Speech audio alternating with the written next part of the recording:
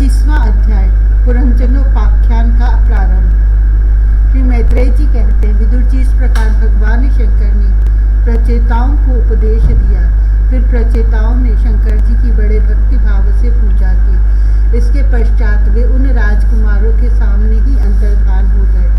सब के सब प्रचेता जल में खड़े रहकर भगवान रुद्र के बताए स्तोत्र का जप करते हुए 10,000 वर्ष तक तपस्या करते रहे। इन दिनों राजा प्राचीन बरही का चित्त कर्म कांड में बहुत रम गया था। उन्हें अध्यात्म विद्या विशारद परम कृपालु नारद जी ने उपदेश दिया। उन्होंने कहा कि राजन, इन कर्मों के द्वारा तुम अपना कौन सा कल्याण करना चाहते हो? दुख के आत्यंतिक नाश और परमानंद की प्राप्ति का नाम कल्याण है, वह तो कर्मों से नहीं मिलता। राजा ने कहा, महाभाग नारद जी, मेरी बुद्धि कर्म में फंसी हुई है, इसलिए मुझे परम कल्याण का कोई पता नहीं है। आप मुझे विशुद्ध ज्ञान का उपदेश दीजिए, जिससे मैं इस कर्म बंधन से छूट जाऊं। जो पुरुष कपट धर्म में गृहस्थ आश्रम में ही रहता हुआ पुत्र, स्त्री और धन को ही परम पुरुषार्थ मानता है, वह अज्ञानवश संसार अरण्य में ही भटकता रहने के कारण उस परम कल्याण को प्राप्त नहीं कर सकता। श्री नारद जी ने कहा, देखो देखो राजन, तुमने यज्ञ में निर्दयता पूर्वक जिन हजारों पशुओं की बलि दी है, उन्हें आकाश में देखो। वे सब तुम्हारे द्वारा प्राप्त हुई पीड़ाओं को याद करते हुए बदला लेने के लिए तुम्हारी बाट देख रहे हैं। जब तुम मरकर परलोक में जाओगे, तब ये अत्यंत क्रोध में भरकर तुम्हें अपने लोहे के से सींगों से छेदेंगे। अच्छा, इस विषय में मैं तुम्हें एक प्राचीन उपाख्यान सुनाता हूँ। वह राजा पुरंजन का चरित्र है। तुम मुझसे सावधान होकर सुनो। राजन, पूर्व काल में पुरंजन नाम का एक बड़ा यशस्वी राजा था। उसका अविज्ञात नामक एक मित्र था। कोई भी उसकी चेष्टाओं को समझ नहीं सकता था। राजा पुरंजन अपने रहने योग्य स्थान की खोज में सारी पृथ्वी में घूमा। फिर भी जब उसे कोई अनुरूप स्थान न मिला, तब वह कुछ उदास सा हो गया। उसे तरह तरह के भोगों की लालसा थी। उन्हें भोगने के लिए उसने संसार में जितने नगर देखे, उनमें से कोई भी उसे ठीक न जचा। एक दिन उसने हिमालय के दक्षिण तटवर्ती शिखरों पर कर्मभूमि भारत खंड में एक 9 द्वारों का नगर देखा। वह सब प्रकार के सुलक्षणों से संपन्न था। सब ओर से परकोटों, बगीचों, अटारियों, खाइयों, झरोखों और राजद्वारों से सुशोभित था और सोने, चांदी तथा लोहे के शिखरों वाले विशाल भवनों से खचाखच भरा था। उसके महलों की फर्श नीलम, स्फटिक, वैदुर्य, मोती, पन्ने और लालों की बनी हुई थी। अपनी कांति के कारण वह नागों की राजधानी भूतवतीपुरी के समान जान पड़ता था। उसमें जहाँ तहाँ अनेकों सभा भवन, चौराहे, सड़कें, क्रीड़ा भवन, बाजार, विश्राम स्थान, ध्वजा पताकाएं और मूंगे के चबूतरे सुशोभित थे। उस नगर के बाहर दिव्य वृक्ष और लताओं से पूर्ण एक सुंदर बाग था। उसके बीच में एक सरोवर सुशोभित था। उसके आसपास अनेकों पक्षी भांति भांति की बोली बोल रहे थे तथा भौरे गुंजार कर रहे थे। सरोवर के तट पर जो वृक्ष थे, उनकी डालियां और पत्ते शीतल झरनों के जल कणों से मिली हुई वासंती वायु के झकोरों से हिल रहे थे और इस प्रकार वे तटवर्ती भूमि की शोभा बढ़ा रहे थे। वहाँ के वन्य पशु भी मुनि जनोचित अहिंसा आदि व्रतों का पालन करने वाले थे, इसलिए उनसे किसी को कोई कष्ट नहीं पहुँचता था। वहाँ बार बार जो कोकिल की कुहू ध्वनि होती थी, उससे मार्ग में चलने वाले बटोहियों को ऐसा भ्रम होता था मानो वह बगीचा विश्राम करने के लिए उन्हें बुला रहा था। राजा पुरंजन ने उस अद्भुत वन में घूमते घूमते एक सुंदरी को आते देखा, जो अकस्मात उधर चली आई थी। उसके साथ 10 सेवक थे, जिनमें से प्रत्येक 100 नायिकाओं का पति था। एक 5 फन वाला सांप उसका द्वारपाल था, वही उसकी सब ओर से रक्षा करता था। वह सुंदरी भोली भाली किशोरी थी और विवाह के लिए श्रेष्ठ पुरुष की खोज में थी। उसकी नासिका, दंतपक्ति, कपोल और मुख बहुत सुंदर थे। उसके समान कानों में कानों में कुंडल झिलमिला रहे थे। उसका रंग सांवला था, कटी प्रदेश था। वह पीले रंग की साड़ी और सोने की करधनी पहने हुए थी और चलते समय चरणों से नुपुरों की झनकार करती जाती थी। अधिक क्या, वह साक्षात कोई देवी सी जान पड़ती थी। वह गजगामिनी बाला, किशोरावस्था को सूचना देने वाले अपने गोल गोल समान और परस्पर सटे हुए स्तनों को लज्जावश बार बार अंचल से ढकती जाती थी। उसकी प्रेम से मटकती भौं और प्रेमपूर्ण तिरछी चितवन के बाण से घायल होकर वीर पुरंजन ने लज्जा युक्त मुस्कान से और भी सुंदर लगने वाली उस देवी से मधुर वाणी में कहा, कमल दल लोचने, मुझे बताओ तुम कौन हो, किसकी कन्या हो? साध्वी, इस समय आ कहाँ से रही हो? भीरू, इस पुरी के समीप तुम क्या करना चाहती हो? सुब्रू, तुम्हारे साथ इस 11वें महान शूरवीर से संचालित ये 10 सेवक कौन है और ये सहेलियां तथा तुम्हारे आगे आगे चलने वाला यह सर्प कौन है? सुंदरी, तुम साक्षात लज्जा देवी हो अथवा उमा, रमा और ब्रह्माणी में से कोई हो।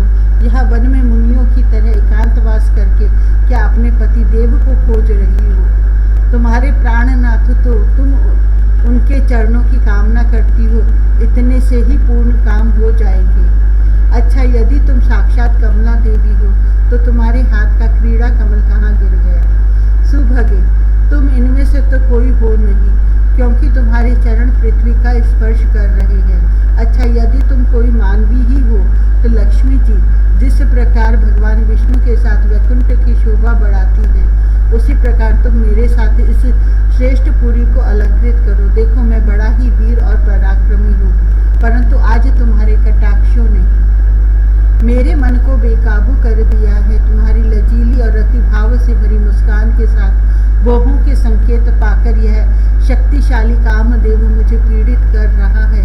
इसलिए सुंदरी, अब तुम्हें मुझ पर कृपा करनी चाहिए। शुचिस्मिते, सुंदर भौहें और सुघड़ नेत्रों से सुशोभित तुम्हारा मुखारविंद इन लंबी लंबी काली अलकावलियों से घिरा हुआ है। तुम्हारे मुख से निकले हुए वाक्य बड़े ही मीठे और मन हरने वाले हैं, परंतु वह मुख तो लाज के मारे मेरी और होता ही नहीं। जरा ऊंचा करके अपने उस सुंदर मुखड़े का मुझे दर्शन तो कराओ। श्री नारद जी ने कहा, वीरवर, जब राजा पुरंजन ने अधीर से होकर इस प्रकार याचना की, तब उस बाला ने भी हंसते हुए उसका अनुमोदन किया। वह भी राजा को देखकर मोहित हो चुकी थी।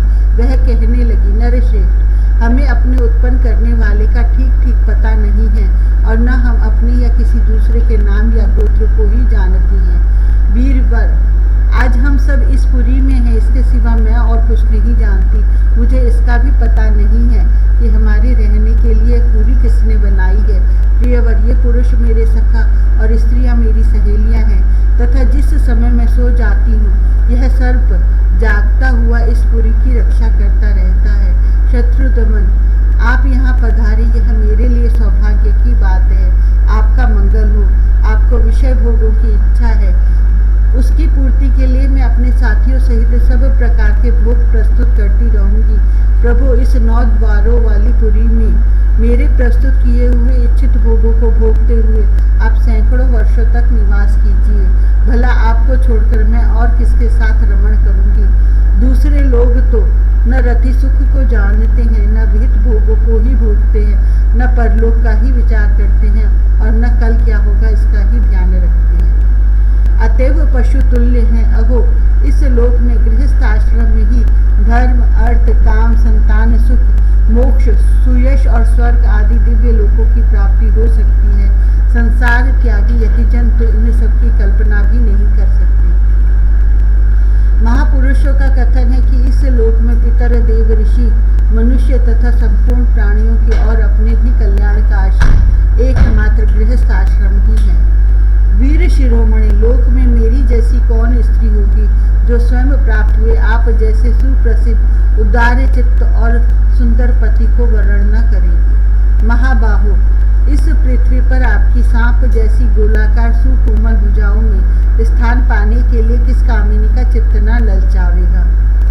आप तो अपनी मधुर मुस्कानमयी करुणापूर्ण दृष्टि से हम जैसी अनाथाओं के मानसिक संताप को शांत करने के लिए ही पृथ्वी में विचर रहे हैं। श्री नारद जी कहते हैं, राजन, उन स्त्री पुरुषों ने इस प्रकार एक दूसरे की बात का समर्थन कर फिर 100 वर्षों तक उस पुरी में रहकर आनंद भोगा। गायक लोग सुमधुर स्वर में जहाँ तहाँ राजा पुरंजन की कीर्ति गाया करते थे। जब ग्रीष्म ऋतु आती तब वह अनेकों स्त्रियों के साथ सरोवर में घुसकर जल क्रीड़ा करता। उस नगर में जो 9 द्वार थे उनमें से 7 नगरी के ऊपर और 2 नीचे थे। उस नगर का जो कोई राजा होता उसके पृथक पृथक देशों में जाने के लिए ये द्वार बनाए गए थे। राजन, इनमें से 5 पूर्व, 1 दक्षिण, 1 उत्तर और 2 पश्चिम की ओर थे। उनके नामों का वर्णन करता हूँ। पूर्व की ओर खद्योता और आविर्मुखी नाम के 2 द्वार एक ही जगह बनाए गए थे। उनमें होकर राजा पुरंजन अपने मित्र द्युमान के साथ विभ्राजित नामक देश को जाया करता था। इसी प्रकार उस और नलिनी और नालिनी नाम के 2 द्वार और भी एक ही जगह बनाए गए थे। उनसे होकर वह अवधूत के साथ सौरभ नामक देश को जाता था। पूर्व दिशा की और मुखिया नाम का जो 5वां द्वार था उसमें होकर वह रसज्ञ और विपण के साथ क्रमशः बहुदन और आपण नाम के देशों को जाता था। पुरी के दक्षिण की ओर जो पितृहु नाम का द्वार था उसमें होकर राजा पुरंजन श्रुतधर के साथ दक्षिण पांचाल देश को जाता था। उत्तर की ओर जो देवहु नामक द्वार था उससे श्रुतधर के ही साथ वह उत्तर पांचाल देश को जाता था। पश्चिम दिशा में आसुरी नाम का दरवाजा था, उसमें होकर वह दुर्मद के साथ ग्रामक देश को जाता था। और नीरीति नामक जो दूसरा पश्चिम द्वार था उससे लुब्धक के साथ वह वैश्यष्ट नाम के देश को जाता था। इस नगर के निवासियों ने निर्वाक और पेशस्कृत ये 2 नागरिक अंधे थे। राजा पुरंजन आंख वाले नागरिकों का अधिपति होने पर भी इन्हीं की सहायता से जहाँ तहाँ जाता और सब प्रकार के कार्य करता था। जब कभी अपने प्रधान सेवक विशुचीन के साथ अंतःपुर में जाता तब उस स्त्री और पुत्रों के कारण होने वाले मोह, प्रसन्नता एवं हर्ष आदि विकारों का अनुभव होता। उसका चित्त तरह तरह के कर्मों में फंसा हुआ था और काम परवश होने के कारण वह मूढ़ रमणी के द्वारा ठगा गया था। उसकी रानी जो जो काम करती थी वही वह भी करने लगता था। वह जब मद्यपान करती तब वह भी मदिरा पीता और मद से उन्मत्त हो जाता था। जब वह भोजन करती तब आप भी भोजन करने लगता और जब कुछ चबाती तब आप भी वही वस्तु चबाने लगता था। इसी प्रकार कभी उसके गाने पर गाने लगता, रोने पर रोने लगता, हंसने पर हंसने लगता और बोलने पर बोलने लगता। वह दौड़ती तो आप भी दौड़ने लगता, खड़ी होती तो आप भी खड़ा हो जाता, सोती तो आप भी उसी के साथ सो जाता और बैठती तो आप भी बैठ जाता। कभी वह सुनने लगती तो आप भी सुनने लगता, देखती तो देखने लगता, सूंघती तो सूंघने लगता और किसी चीज को छूती तो आप भी छूने लगता। कभी उसकी प्रिया शोकाकुल होती तो आप भी अत्यंत दीन के समान व्याकुल हो जाता। जब वह प्रसन्न होती आप भी प्रसन्न हो जाता और उसके आनंदित होने पर आप भी आनंदित हो जाता। इस प्रकार राजा पुरंजन अपनी सुंदरी रानी के द्वारा ठगा गया। सारा प्रकृति वर्ग परिकर ही उसको धोखा देने लगा। वह मूर्ख विवश होकर इच्छा न होने पर भी खेल के लिए घर पर पाले हुए बंदर के समान अनुकरण करता रहता।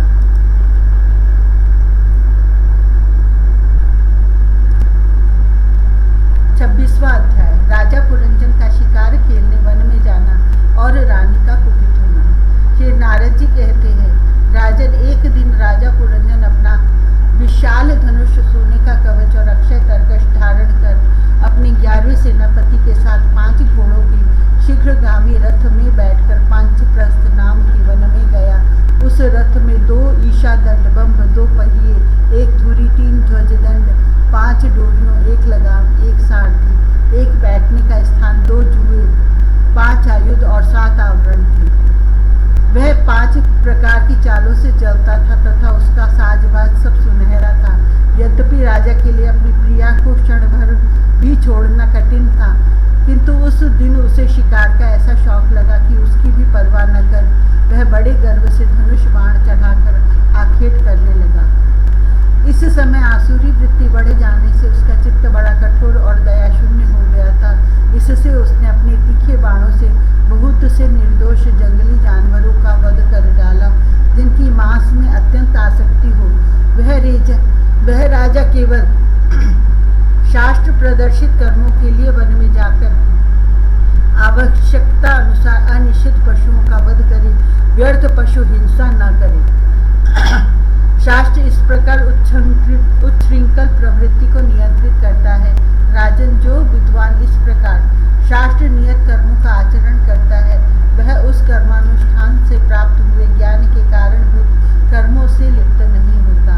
नहीं तो मनमाना कर्म करने से मनुष्य अभिमान के वशीभूत होकर कर्मों में बंध जाता है तथा गुण प्रवाह रूप संचार चक्र में पड़कर विवेक बुद्धि के नष्ट हो जाने से अधम योनियों में जन्म लेता है। पुरंजन के तरह तरह के पंखों वाले बाणों से छिन्न भिन्न होकर अनेकों जीव बड़े कष्ट के साथ प्राण त्यागने लगे। उसका यह निर्दयतापूर्ण जीव संहार देखकर सभी दयालु पुरुष बहुत दुखी हुए। वे इसे सह न सके। इस प्रकार वहाँ खरगोश, सुअर, भैंसे, नीलगाय, कृष्ण मृग, शाही तथा और भी बहुत से मेढ़े पशुओं का वध करते करते राजा पुरंजन बहुत थक गया। तब वह भूख प्यास से अत्यंत शिथिल हो वन से लौटकर राजमहल में आया और वहां उसने यथा योग्य रीति से स्नान और भोजन से निवृत्त हो कुछ विश्राम करके थकान दूर की। फिर गंध, चंदन और माला आदि से सुसज्जित हो सब अंगों में सुंदर सुंदर आभूषण पहने। तब उसे अपनी प्रिया की याद आई। वह भोजन आदि से तृप्त, हृदय में आनंदित, मद से उन्मत्त और काम से व्यथित होकर अपनी सुंदरी भार्या को ढूंढने लगा, किंतु उसे वह कहीं भी दिखाई न दी। प्राचीन बरही तब उसने चित्त में कुछ उदास होकर अंतःपुर की स्त्रियों से पूछा, सुंदरियों, अपनी स्वामिनी के सहित तुम सब पहले की ही तरह कुशल से हो न? क्या कारण है आज इस घर की संपत्ति पहले जैसी सुहावनी नहीं जान पड़ती? घर में माता अथवा पति परायणा भार्या न हो तो वह घर बिना पहिए के रथ के समान हो जाता है। फिर उसमें कौन बुद्धिमान दीन पुरुषों के समान रहना पसंद करेगा? अतः बताओ, वह सुंदरी कहाँ है जो दुख समुद्र में डूबने पर मेरी विवेक बुद्धि को पद पद पर जागृत करके मुझे उस संकट से उबार लेती है? स्त्रियों ने कहा, नरनाथ, मालूम नहीं आज आपकी प्रिया ने क्या ठानी है। शत्रु दमन, देखिए वे बिना बिछौने के पृथ्वी पर ही पड़ी हुई है। श्री नारद जी कहते हैं, राजन, उस स्त्री के संग से राजा पुरंजन का विवेक नष्ट हो चुका था। इसलिए अपनी रानी को पृथ्वी पर अस्त व्यस्त अवस्था में पड़ी देखकर वह अत्यंत व्याकुल हो गया। उसने दुखित हृदय से उसे मधुर वचनों द्वारा बहुत कुछ समझाया, किंतु उसे अपनी प्रेयसी के अंदर अपने प्रति प्रणय कोप का कोई चिन्ह नहीं दिखाई दिया। वह मनाने में भी बहुत कुशल था। इसलिए अब पुरंजन ने उसे धीरे धीरे मनाना आरंभ किया। उसने पहले उसके चरण छुए और फिर गोद में बिठाकर बड़े प्यार से कहने लगा। पुरंजन बोला, सुंदरी, वे सेवक तो निश्चय ही बड़े अभागे हैं जिनके अपराध करने पर स्वामी उन्हें अपना समझकर शिक्षा के लिए उचित दंड नहीं देते। सेवक को दिया का दंड तो उस पर बड़ा अनुग्रह ही होता है। जो मूर्ख हैं उन्हीं को क्रोध के कारण अपने हितकारी स्वामी के किए हुए उस उपकार का पता नहीं चलता। सुंदर दंतावली और मनोहर भौं से शोभा पाने वाली मनस्वनी, अब यह क्रोध दूर करो और एक बार मुझे अपना समझकर प्रणय भार और लज्जा से झुका हुआ एवं मधुर मुस्कानमयी चितवन से सुशोभित अपना मनोहर मुखड़ा दिखाओ।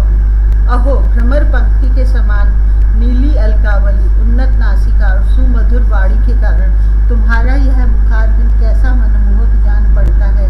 वीर पत्नी, यदि किसी दूसरे ने तुम्हारा कोई अपराध किया हो तो उसे बताओ। यदि वह अपराधी ब्राह्मण कुल का नहीं है तो मैं उसे अभी दंड देता हूँ। मुझे तो भगवान के भक्तों को छोड़कर त्रिलोकी में अथवा उससे बाहर ऐसा कोई नहीं दिखाई देता जो तुम्हारा अपराध करके निर्भय और आनंद पूर्वक रह सके। प्रिय, मैंने आज तक तुम्हारा मुख कभी तिलक ही उदास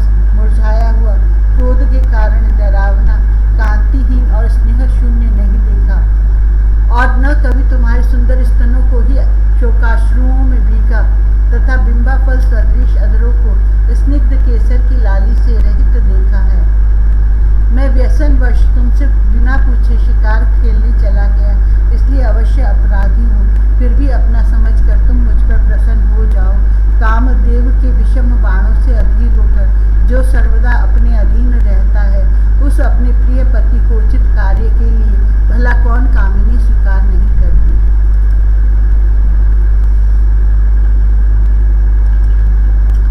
27वां अध्याय।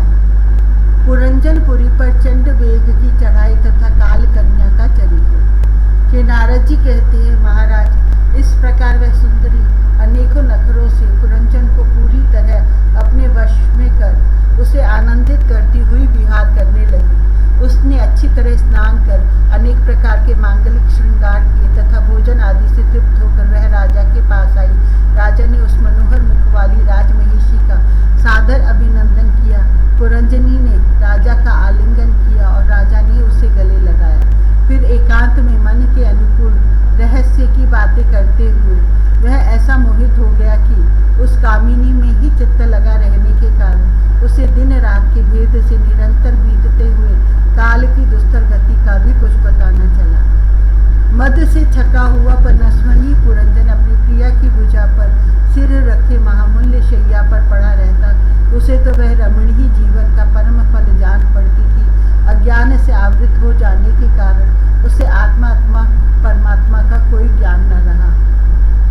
राजन इस प्रकार कामातुर चित्त से उसके साथ विहार करते करते राजा पुरंजन की जवानी आदि क्षण के समान बीत गई। प्रजापति उस पुरंजनी से राजा पुरंजन के 11 सुपुत्र और 110 कन्याएं हुई, जो सभी माता पिता का सुयश बढ़ाने वाली और सुशीलता उदारता आदि गुणों से संपन्न थी। ये पौरंजनी नाम से विख्यात हुई। इतने में ही उस सम्राट की लंबी आयु का आधा भाग निकल गया। फिर पांचाल राज पुरंजन ने पितृवंश की वृद्धि करने वाले पुत्रों का वधुओं के साथ और कन्याओं का उनके योग्य वरों के साथ विवाह कर दिया। पुत्रों में से प्रत्येक के 100 पुत्र हुए। उनसे वृद्धि को प्राप्त होकर पुरंजन का वंश सारे पांचाल देश में फैल गया। इन पुत्र पौत्र गृह कोश सेवक और मंत्री आदि में दृढ़ ममता हो जाने से वह इन विषयों में ही बंध गया। फिर तुम्हारी तरह उसने भी अनेक प्रकार के भोगों की कामना से यज्ञ की दीक्षा ली। तरह तरह के पशु हिंसा में घोर यज्ञों से देवता पितर और भूत पतियों की आराधना की। इस प्रकार वह जीवन भर आत्मा का कल्याण करने वाले कर्मों की ओर से दीन बुद्धि से अपने स्त्री पुत्र आदि के लिए शोकाकुल हो रहा था।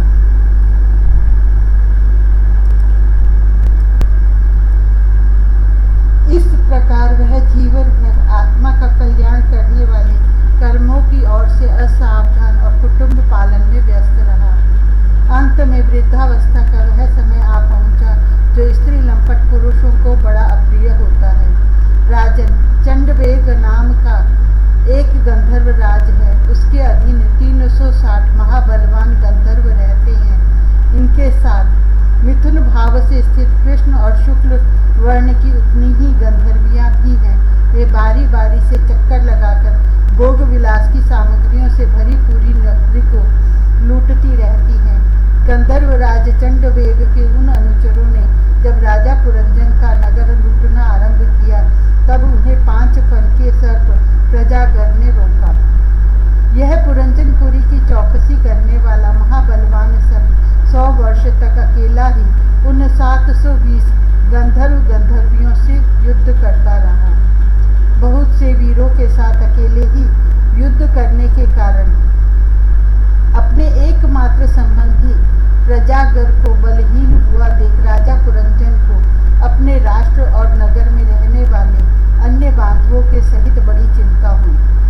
वह इतने दिनों तक पांचाल देश के उस नगर में अपने दूतों द्वारा लाए हुए कर को लेकर विषय भोगों में मस्त रहता था।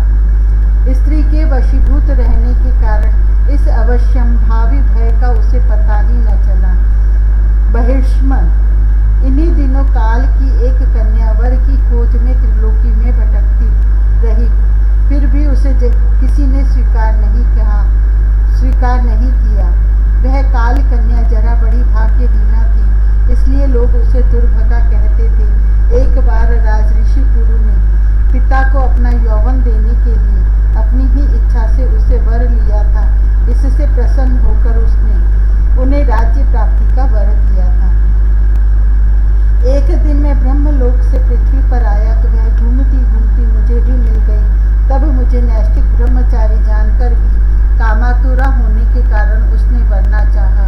मैंने उसकी प्रार्थना स्वीकार नहीं की। इस पर उसने अत्यंत कुपित होकर मुझे यह दूसरा श्राप दिया कि तुमने मेरी प्रार्थना स्वीकार नहीं की, अतः तुम एक ही स्थान पर अधिक देर न ठहर सको। तब मेरी ओर से निराश होकर उस कन्या ने मेरी सम्मति से यवन राज भय के पास जाकर उसका पति रूप से वर्ण किया और कहा, वीरवर, आप यवनों में श्रेष्ठ हैं। मैं आपसे प्रेम करती हूँ और पति बनाना चाहती हूँ। आपके प्रति किया हुआ जीवों का संकल्प कभी विफल नहीं होता।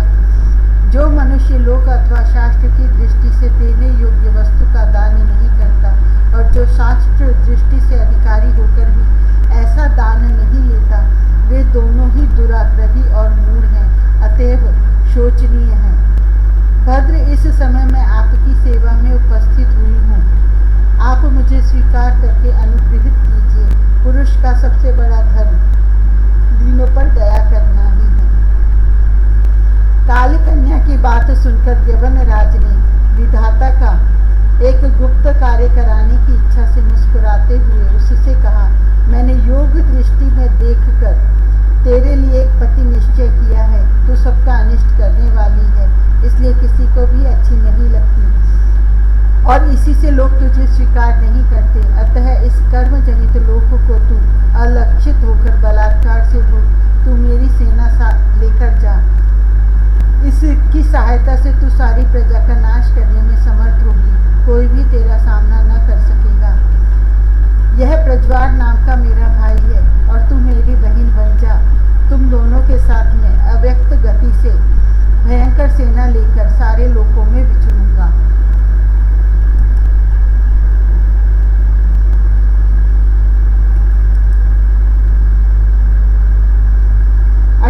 अध्याय। पुरंजन को स्त्री योनि की प्राप्ति और अविज्ञात के उपदेश से उसका मुक्त होना। श्री नारद जी कहते हैं, फिर भय नामक यवन राज के आज्ञाकारी सैनिक प्रज्वार और काल कन्या के साथ इस पृथ्वी तल पर सर्वत्र विचरने लगे। एक बार उन्होंने बड़े वेग से बूढ़े सांप से सुरक्षित और संसार की सब प्रकार की सुख सामग्री से संपन्न पुरंजनपुरी को घेर लिया। तब जिसके चंगुल में फंसकर पुरुष शीघ्र ही निसार हो जाता है, वह काल कन्या बलात्कार से उस पुरी की प्रजा को भोगने लगी। उस समय वे यवन भी काल कन्या के द्वारा भोगी जाती हुई उस पुरी में चारों ओर से भिन्न भिन्न द्वारों से घुसकर उसका विध्वंस करने लगी।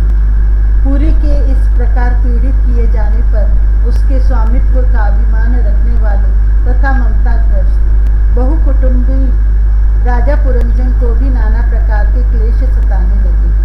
काल कन्या के आलिंगन करने से उसकी सारी श्री नष्ट हो गई तथा अन्य अत्यंत विषयासक्त होने के कारण वह बहुत दीन हो गया।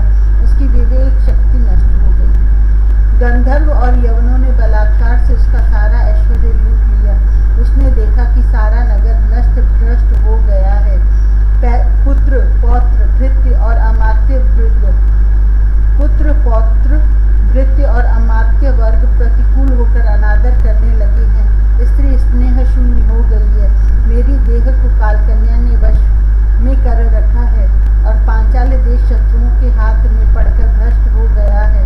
यह सब देखकर राजा पुरंजन अपार चिंता में डूब गया और उसे उस विपत्ति से छुटकारा पाने का कोई उपाय न दिखाई दिया। काल कन्या ने जिन्हें निसार कर दिया था, उन्हीं भोगों की लालसा से वह दीन था। अपनी पारलौकिकी गति और बंधुजनों के स्नेह से वंचित रहकर उसका चित्त केवल स्त्री और पुत्र के लालन पालन में ही लगा हुआ था।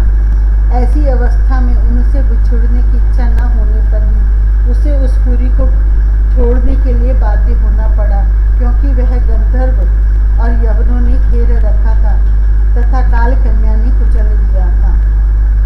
इतने में ही यवनराज भय के बड़े भाई प्रज्वार ने अपने भाई का प्रिय करने के लिए उस सारी पुरी में आग लगा दी। जब वह नगरी जलने लगी तब पुरवासी सेवक संतान वर्ग और कुटुंब की स्वामिनी के सहित कुटुंब वत्सल पुरंजन को बड़ा दुख हुआ। नगर को कालकन्या के हाथ में पड़ा देख उसकी रक्षा करने वाले सर्प को भी बड़ी पीड़ा हुई, क्योंकि उसके निवास स्थान पर भी यवनों ने अधिकार कर लिया था और प्रज्वार उस पर भी आक्रमण कर रहा था। जब उस नगर की रक्षा करने में वह सर्वथा असमर्थ हो गया, तब जिस प्रकार जलते हुए वृक्ष के कोटर में रहने वाला सर्प उससे निकल जाना चाहता है, उसी प्रकार उसने भी महान कष्ट से कांपते हुए वहां से भागने की इच्छा की। उसके अंग प्रत्यंग ढीले पड़ गए थे तथा गंधर्वों ने उसकी सारी शक्ति नष्ट कर दी थी। अतः जब यवन शत्रुओं ने उसे जाते देखकर रोक दिया, तब वह दुखी होकर रोने लगा। गृह आसक्त पुरंजन देह गेह आदि में मैं मेरेपन का भाव रखने से अत्यंत बुद्धिहीन हो गया था। स्त्री के प्रेम पाश में पड़कर वह बहुत दीन हो गया था। अब जब इनसे बिछुड़ने का समय उपस्थित हुआ, तब वह अपनी पुत्री, पुत्र, पौत्र, पुत्रवधू, दामाद, नौकर और घर, खजाना तथा अन्य जिन पदार्थों में उसकी ममता भर शेष थी, उनका भोग तो कभी का छूट गया था, उन सबके लिए इस प्रकार चिंता करने लगा। हाय, मेरी भार्या तो बहुत घर गृहस्थी वाली है। जब मैं परलोक को चला जाऊंगा, तब यह असहाय होकर किस प्रकार अपना निर्वाह करेगी। इसे इन बाल बच्चों की चिंता ही खा जाएगी। यह मेरे भोजन किए बिना भोजन नहीं करती थी और स्नान किए बिना स्नान नहीं करती थी, सदा मेरी ही सेवा में तत्पर रहती थी। मैं कभी रूठ जाता था तो यह बड़ी भयभीत हो जाती थी और झिड़कने लगता तो डर के मारे चुप रह जाती थी। मुझसे कोई भूल हो जाती तो यह मुझे सचेत कर देती थी। मुझ में इसका इतना अधिक स्नेह है कि यदि मैं कभी परदेश चला जाता था तो यह विरह व्यथा से सूख कर कांटा हो जाती थी। यूँ तो वह वीर माता है, तो भी मेरे पीछे क्या यह गृहस्थ आश्रम का व्यवहार चला सकेगी। मेरे चले जाने पर एकमात्र मेरे ही सहारे रहने वाले ये पुत्र और पुत्री भी कैसे जीवन धारण करेंगे। ये तो बीच समुद्र में नाव टूट जाने से व्याकुल हुए यात्रियों के समान बिलबिलाने लगेंगी। यद्यपि ज्ञान दृष्टि से उसे शोक करना उचित न था, फिर भी अज्ञानवश राजा पुरंजन इस प्रकार दीन बुद्धि से अपने स्त्री पुत्र आदि के लिए शोकाकुल हो रहा था। इसी समय उसे पकड़ने के लिए महाभय नामक यवनराज आ धमका। जब यवन लोग उसे पशु के समान बांधकर अपने स्थान को ले चले, तब उसके अनुचरगण अत्यंत आतुर और शोकाकुल होकर उसके साथ हो लिए। यवनों द्वारा रोका हुआ सर्प भी उस पुरी को छोड़कर इन सबके साथ ही चल दिया। उसके जाते ही सारा नगर छिन्न भिन्न होकर अपने कारण में लीन हो गया। इस प्रकार महाबली यवनराज के बलपूर्वक खींचने पर भी राजा पुरंजन ने अज्ञानवश अपने हितैषी और पुराने मित्र अविज्ञात का स्मरण नहीं किया। उस निर्दयी राजा ने जिन यज्ञ पशुओं की बलि दी थी, वे उसकी दी हुई पीड़ा को याद करके उसे क्रोधपूर्वक कुठारों से काटने लगे। वह वर्षों तक विवेकहीन अवस्था में अपार अंधकार में पड़ा निरंतर कष्ट भोगता रहा। स्त्री की आसक्ति से उसकी यह दुर्गति हुई थी। अंत समय में भी पुरंजन को उसी का चिंतन बना हुआ था। इसलिए दूसरे जन्म में वह नृप श्रेष्ठ विदर्भ राज के यहाँ सुंदरी कन्या होकर उत्पन्न हुआ। जब यह विदर्भ नंदिनी विवाह योग्य हुई, तब विदर्भ राज ने घोषित कर दिया कि इसे सर्वश्रेष्ठ पराक्रमी वीर ही ब्याह सकेगा। तब शत्रुओं के नगरों को जीतने वाले पांडे नरेश महाराज मलय ध्वज ने समर भूमि में समस्त राजाओं को जीतकर उसके साथ विवाह किया। उससे महाराज मलय ध्वज ने एक श्यामलोचना कन्या और उससे छोटे 7 पुत्र उत्पन्न किए, जो आगे चलकर द्रविड़ देश के 7 राजा हुए। राजन, फिर उनमें से प्रत्येक पुत्र के बहुत बहुत पुत्र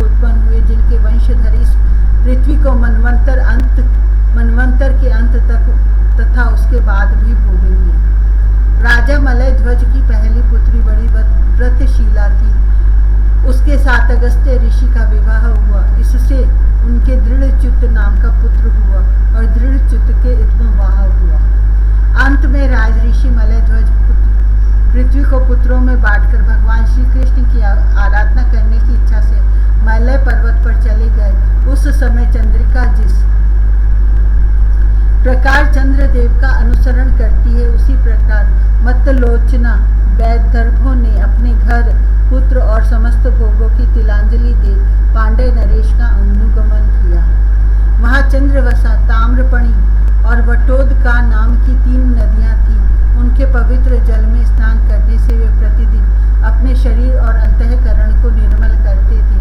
वहाँ रहकर उन्होंने कंद, बीज, मूल, फल, पुष्प, पत्ते, तृण और जल से ही निर्वाह करते हुए बड़ा कठोर तप किया।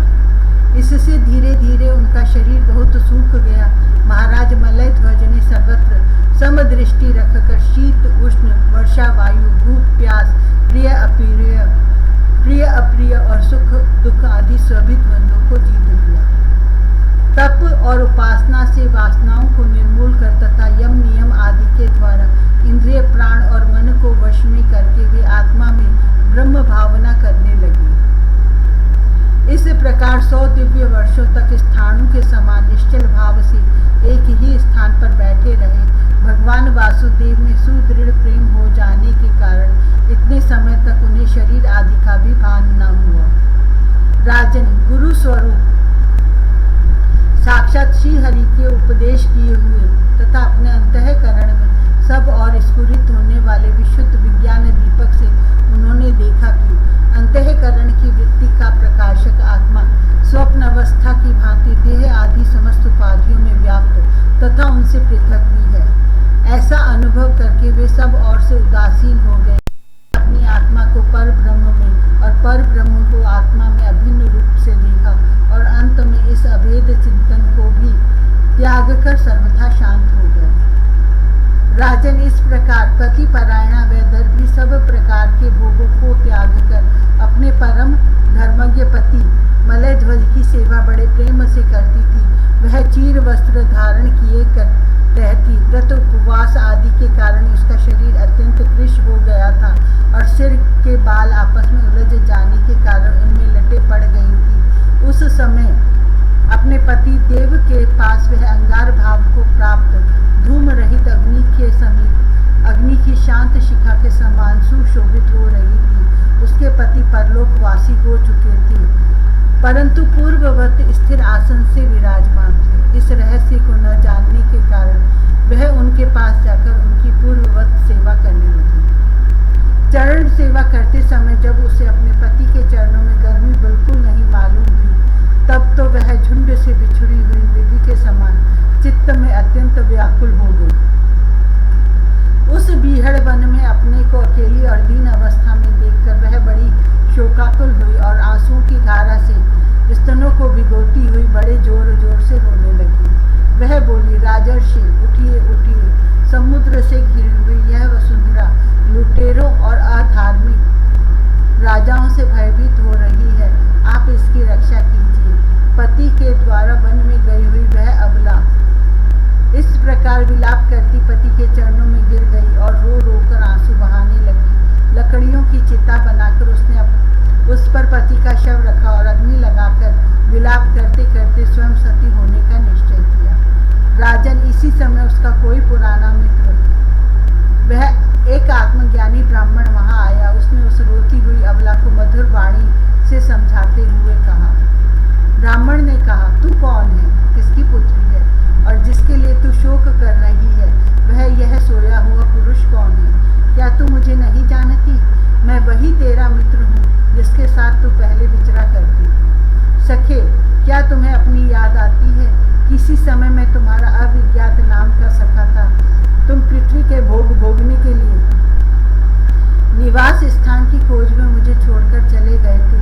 आर्य, पहले मैं और तुम एक दूसरे के मित्र एवं मानस निवासी हंस थे। हम दोनों सहस्रों वर्षों तक बिना किसी निवास स्थान के ही रहे थे, किंतु मित्र तुम विषय भोगों की इच्छा से मुझे छोड़कर यहाँ पृथ्वी पर चले आए। यहाँ घूमते घूमते तुमने एक स्त्री का रचा हुआ स्थान देखा। उसमें 5 बगीचे, 9 दरवाजे, 1 द्वारपाल, 3 परकोटे, 6 वेश्यकुल और 5 बाजार थे। वह 5 उपादान कारणों से बना हुआ था और उसकी स्वामिनी एक स्त्री थी। महाराज, इंद्रिय के 5 विषय उसके बगीचे थे। 9 इंद्रिय छिद्र द्वार थे। तेज, जल और अन्य 3 परकोटे थे। मन और 5 ज्ञानेंद्रिय, 6 वैश्यकुल थे। क्रिया, शक्ति, रूप, कर्म इंद्रियां ही बाजार थी। 5 भूत ही उसके कभी क्षीण न होने वाले उपादान कारण थे और बुद्धि शक्ति ही उसकी स्वामिनी थी। यह ऐसा नगर था जिसमें प्रवेश करने पर पुरुष ज्ञान शून्य हो जाता है, अपने स्वरूप को भूल जाता है। भाई, उस नगरी में उसकी स्वामिनी के फंदे में पड़कर उसके साथ विहार करते करते तुम भी अपने स्वरूप को भूल गए और उसी के संग से तुम्हारी यह दुर्दशा हुई है। देखो, तुम न तो विदर्भ राज की पुत्री ही हो और न यह वीर मलय ध्वज तुम्हारा पति ही, जिसने तुम्हें 9 द्वारों के नगर में बंद किया था। उस पुरंजनी के पति भी तुम नहीं हो। तुम पहले जन्म में अपने को पुरुष समझते थे और अब सती स्त्री मानते हो। यह सब मेरी ही फैलाई हुई माया है। वास्तव में तुम न पुरुष हो और न स्त्री, हम दोनों तो हंस हैं। हमारा जो वास्तविक स्वरूप है उसका अनुभव करो। मित्र, जो मैं ईश्वर हूँ वही तुम जीव हो। तुम मुझसे भिन्न नहीं हो और तुम विचारपूर्वक देखो, मैं भी वही हूँ जो तुम हो। ज्ञानी पुरुष हम दोनों में कभी थोड़ा सा भी अंतर नहीं देखते। जैसे एक पुरुष अपने शरीर की परछाई को शीशे में और किसी व्यक्ति के नेत्र में भिन्न भिन्न रूप से देखता है, वैसे ही एक ही आत्मा विद्या और अविद्या की उपाधि के भेद से अपने को ईश्वर और जीव के रूप में 2 प्रकार से देख रहा है। इस प्रकार जब हंस ईश्वर ने उसे सावधान किया, तब वह मान सरोवर का हंस जीव अपने स्वरूप में स्थित हो गया और उससे अपने मित्र के विछोह से भूला हुआ आत्मज्ञान फिर